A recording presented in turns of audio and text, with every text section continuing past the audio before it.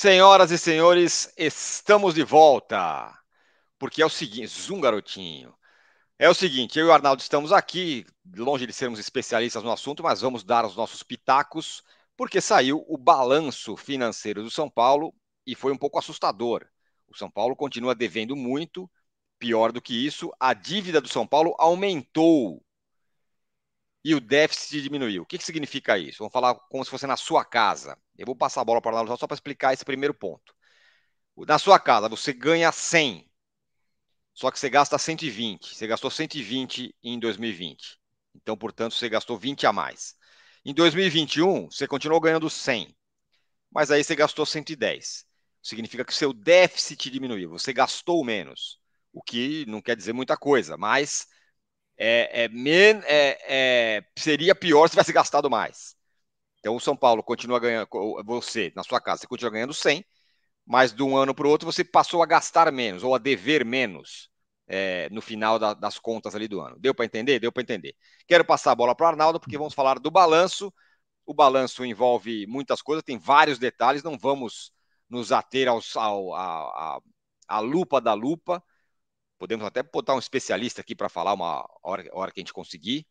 Por enquanto, vamos dar os nossos pitacos sobre o tema. Peço que você assine o canal e aperte o sininho, por favor. Siga com a gente. Arnaldo, vou falar os números para você e você manda a bala, falou? Teve um Sim, aumento da dívida. A dívida do São Paulo era de 574 milhões ao final de 2020. certo. E ela passou a ser de 642 milhões ao final de 2021. Certo? Ah, mas teve a diminuição do déficit. O que é isso? O São Paulo, antes era um déficit de 129, ou seja, gastou 129 a mais do que recebeu. E nesse ano gastou 106 milhões a mais do que recebeu, esse ano em 2021. Certo, Arnaldo? É isso. Começando o papo daí. Vamos lá. Vamos lá. Estou até fazendo algumas contas aqui, mas em resumo, para o cara entender, o especialista, tipo o César Grafietti, vai fazer uma varredura em todos os balanços e tudo mais para explicar qual a situação atual de cada clube brasileiro e tal.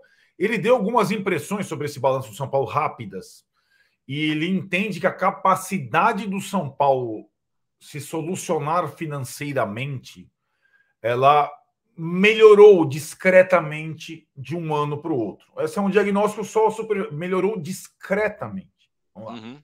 Então, o que acontece basicamente com esse balanço do São Paulo mostrado para você em números? O São Paulo incrementou as suas receitas. Então, tem mais patrocínio, bilheteria. O dia a dia do São Paulo começou a entrar mais dinheiro. Claro, Até com acabou a a pandemia pandemia diminuindo, também, tá? Sim. não foi só isso, né? Mas ele conseguiu, tem patrocínios diversos na camisa, no estádio, torcida no campo. E o São Paulo, então, passou a arrecadar mais, mas continua gastando praticamente a mesma coisa. Então, o Pois São é. Paulo continua. E quase tudo isso, eu estou falando só sobre o futebol do São Paulo, porque o grosso do balanço do São Paulo Futebol Clube é o departamento de futebol, a folha de pagamento, quanto você gasta por mês com cada jogador, etc. e tal. E o São Paulo não tirou o pé do futebol na gestão atual, nem no ano passado, nem nesse ano. Continua investindo forte, tendo um time caro, Uhum. salários altos, algumas negociações polêmicas. E aí, Tironi, para amortizar essa dívida grande, ele não vendeu nenhum jogador nos últimos tempos. Exatamente. Que daria o dinheiro grosso, certo? O São Exato. Paulo não tem um dinheiro grosso desde a venda do Antony lá para o Ajax, na outra administração. Tá rezando Então, para ele ir pro City para ver se cai mais um troco aí. para o United, né? Pro Que é United, o desculpa. interessado. Isso. Exatamente, porque a perspectiva de venda de jogador que está lá no balanço, temos que vender e tal, não tem acontecido nos últimos tempos, nem depois da volta da pandemia. Então, assim, Recebeu propostas, mas em valores muito baixos para alguns jogadores, né? Que não é, interessou, não interessou. isso. Então, assim, em resumo, enquanto continuar esse cenário, incremento discreto de receitas, com bilheteria, com patrocínios, e gasto com o time de futebol na mesma ordem, a conta não vai fechar, vai sempre ficar no vermelho.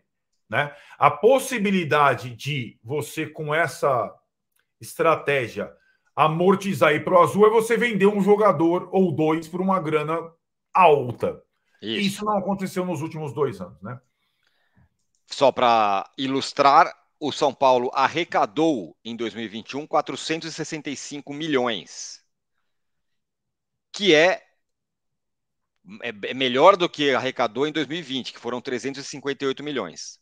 Bem melhor. Em contrapartida, em 2020 ele gastou 488 milhões e dessa vez gastou 560. Isso. Ou seja, arrecadou mais, mas gastou mais também. Então é como se não andasse, como se na sua casa a sua conta não andasse. Eu ganhei o aumento, só que em compensação eu gastei mais, comprei uma geladeira nova. Né? Até porque, se você pensar, o São Paulo foi um dos clubes que mais contratou nos últimos tempos e mais grandes personalidades, para dizer isso, que não estão mais no clube, continuam ganhando do São Paulo. Exatamente. Pelos acordos de rescisão. Eu posso falar do Crespo, São Paulo tem que pagar uma multa grande, está pagando. Eu posso falar do Hernanes, sim, que está pagando. E, sobretudo, do Daniel Alves. Isso tudo acordos feitos de um ano para cá. Exatamente. Então, a folha de pagamento do São Paulo tem lá o Jandrei, tem o Caleri, mas tem o Crespo, tem o Daniel Alves e tem o Hernanes. Embora eles não entrem na mesma folha de pagamento, eles entram no mesmo cofre de despesas. Né? E nesse aspecto, Arnaldo, tem muita gente falando, criticando muito a administração atual do São Paulo, porque não só não reduziu a dívida, como aumentou a dívida, reduziu o déficit e tal, mas a gente vai falando, e agora? Tá tudo igual, tá pior, não faz nada, tá. Só para diferenciar, nesses 3 exemplos que você me falou, tem 100% responsabilidade desta administração, o Crespo. Demitiu o Crespo, vai ter que pagar uma conta, uma multa para o Crespo. 100% Casares isso, né? Isso. E a administração do Casares. No caso do Daniel Alves e no caso do Hernanes, e aqui, só parênteses, não estou passando pano, falando que tá certo, que a culpa não é dele, não é isso. Afinal, como a gente sempre diz, né, é o mesmo grupo político no poder. No caso do Daniel Alves e do Hernanes, são os acordos feitos na administração Leco, talvez a mais danosa da história do São Paulo Futebol Clube, em todos os pontos da administração. Então, aí vou te falar outros caras. Pablo, Volpi, Cueva, Tietê. O São Paulo teve que pagar esses caras, porque senão ia ter sanção na FIFA. E isso tudo é acordo da outra gestão. E eu não quero aliviar para a gestão do Casares. Não é isso que eu estou falando. É só para diferenciar uma coisa da outra. Tem responsabilidades da turma do Casares? Tem sim. Gastou mais do que deveria gastar e gastou mais do que o ano passado. Então, é responsabilidade da administração Casares. Alguns acordos tem aqui, no meio desse tudo, da gestão anterior, que foi um trator de destruição sobre o São Paulo. Isso. Deixa eu só dar o meu pitaco, parênteses, porque nós estamos falando da administração Casares, que é atual. Sim. Agora, a outra importa também. Então, assim, vamos lá. Ótimo. Bom, você tocar nesse ponto. A administração Casares está em avaliação, né? Exato. Com vários erros, alguns acertos. A administração Leco foi reprovada e praticamente aniquilou o São Paulo. Exatamente. Em 5 anos. Então, em 5 anos, o São Paulo não ganhou nada e o Leco, a administração Leco, praticamente quebrou o clube. Essas dívidas de curto prazo que você citou, Tietê, Pablo e tal, de fato, foram as surpresinhas do boleto. Se a administração Casares não pagasse imediatamente, pagando empréstimo de banco, o São Paulo era sancionado pela FIFA. Perdia ponto, não poderia contratar. Então foram as surpresinhas da gestão Leco. A gestão Leco foi reprovada e com uma blindagem incrível da mídia e também da torcida, foi a pior administração da história do São Paulo, em termos esportivos e financeiros. Ela praticamente aniquilou o clube. Não tira a responsabilidade da administração atual, porque quando o Casares foi candidato, ele sabia, pelo menos boa parte. O detalhe, ele não sabia que tinha boleto do Tietê. Ele não sabia que tinha boleto do Pablo para ser sancionado, mas ele sabia que o clube estava... Ele sabia o tamanho da dívida, por exemplo. Ele não sabia as coisas de curto prazo e tal. Então, quando ele foi candidato eleito, ele tem responsabilidade do dia que ele entrou a partir de agora. Agora ele está sendo avaliado. E acho que tem uma questão muito grande em relação ao Casares, essa é a minha impressão, e acho que a gente passar pano é aquela expressão ridícula, que é tipo, é você não entrar a fundo na coisa, e a gente entra a fundo. A questão do Casares, eu vejo muito facilmente, sobretudo em relação à mídia, uma rejeição ainda maior pelo fato da personalidade dele. Do cara ser um pavão, do cara ser do marketing, do cara ir no aniversário do Kaká de 40 anos e postar na rede social, do cara forjar a foto com o Roberto Carlos, tal. Muito mais do que a administração Casares, é o personagem Casares. Perfeito. Tá tão claro isso, porque o Leco era o contrário, ele não aparecia. Ele não dava entrevista nem quando perdia o time, ele nunca aparecia. Isso. Ele foi cavocando um buraco que não dá para tampar no São Paulo hoje, discretamente, sobretudo nos últimos anos. Com o Pássaro lá, com o Raí, sobretudo com o Pássaro o tempo todo, eles destruíram praticamente o São Paulo. O Casares, ele é tão pavão e tudo mais, essas coisas, que ele está exposto quase sempre. E aí que nós vamos... E acho que interessante a fiscalização linha a linha da administração Casares. Inclusive a questão lá da tentativa de golpe, de reeleição, etc., que não passou, e que não passou muito pelo barulho da mídia e tudo mais, e que também pode ter uma consequência para o clube sendo só mais um ano de mandato, inclusive em termos de rumo de administração. Apertar o cinto completamente talvez não seja alternativa nem para ele, nem para o clube com mais um ano de mandato. A gente explica um pouco por que daqui a pouco. Essa questão é a seguinte: se o cara vai ter mais um mandato, eu não estou defendendo. Acho que o que ia ser feito é um golpe, e não era para ser feito. É claro que não. Ou pelo menos não era para ele ser beneficiado disso. Isso, a reeleição é uma coisa. A reeleição é uma coisa. Ele ser beneficiado disso aí é mudar, aí é virar mesa, aí não existe. Exatamente. E ainda bem que não passou. Ótimo que seja assim. Agora, o Casares tem mais um ano de mandato. Qual é a decisão que ele vai tomar politicamente pensando nele e da forma como ele é? O que ele vai fazer? Eu vou sair da história do São Paulo como o cara que ganhou a Copa do Brasil, por exemplo, ou eu vou sair do São Paulo como o cara que diminuiu a dívida em 50%? Né? O que o cara vai, pensando nele, ele vai pensar mais nisso? Essa é uma questão. Isso. Será que ele vai ser mão de ferro agora, vai economizar dinheiro e vai diminuir a dívida? Ou não? Ou ele vai até o fim do mandato dele gastando para falar, preciso ganhar alguma coisa e sair daqui como o presidente ganhou? Lembrando, primeira coisa, ele já ganhou, né? A gestão dele tirou o time da fila. Lembrando que o último ano da gestão Leco foi o mais desastroso. Quando ele botou, ele jogou... Aí ele foi preciso ganhar alguma coisa. Exatamente. E aí foi quando o time entrou no buraco, o Daniel Alves, etc e tal, etc e tal. Então, de fato, agora tem uma questão que difere também o momento atual do momento da gestão anterior. Sabe qual é, Tironi? São as premiações. Sim. São as premiações de conquista e de posicionamento. O maior, por exemplo, o Palmeiras, maior receita não é Crefisa, não é Allianz Parque, não é venda, são premiações das conquistas que se incrementaram muito nos últimos anos. Então, como é que é o gestor de um clube grande? Ele não pode esquecer esportivamente o time dele, porque senão ele não vai conseguir nenhuma possibilidade de premiação que possa incrementar a sua receita. Então tem que ser as duas coisas juntas, mas com estratégia, e é um limite tênue. Uhum. Você tem que ter o time competitivo, mas que caiba, que seja pagável, né? Que seja possível de ganhar algumas coisas, de fazer a roda girar, como discretamente tem sido feito no São Paulo nesses 2 anos. A conquista do título paulista, a final do Paulista, as classificações na Libertadores do ano passado, a presença do torcedor, mesmo com o setor popular, acho isso importante. Então, tem algumas coisas importantes dessa gestão. O Muricy, etc. Tem alguns detalhes importantes. Não é só um lixo.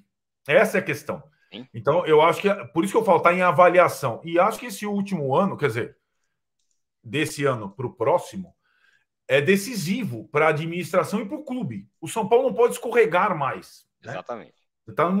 Tá meio que você está atravessando a ponte num fio aqueles fios de circo. Você não pode desequilibrar, senão você cai, né? Perfeito. E como a gente falou que a administração está sendo avaliada, se a gente pegar uma lupa e olhar o balanço, a gente vai ver coisas ali. A gente não vai se debruçar em todos, não somos especialistas em balanço financeiro, mas tem algumas coisas que chamam a atenção. Por exemplo, e essas estão sim na conta da administração Casares. A contratação do Orejuela, por exemplo, pelo valor que foi a grana que o São Paulo perdeu com esse jogador. E essa é uma avaliação do departamento de futebol, que achou que esse jogador pudesse ser importante, e foi um fiasco retumbante. E aí uma outra contratação, a do Rigoni, que tem uma questão de grana aí.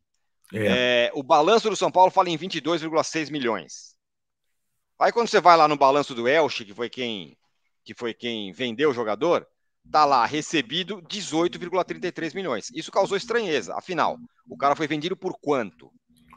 Isso é uma coisa que a gente pode especular. Não, tem comissão, tem não sei o quê, tem taxa cambial, tem blá blá blá, tem um monte de coisa.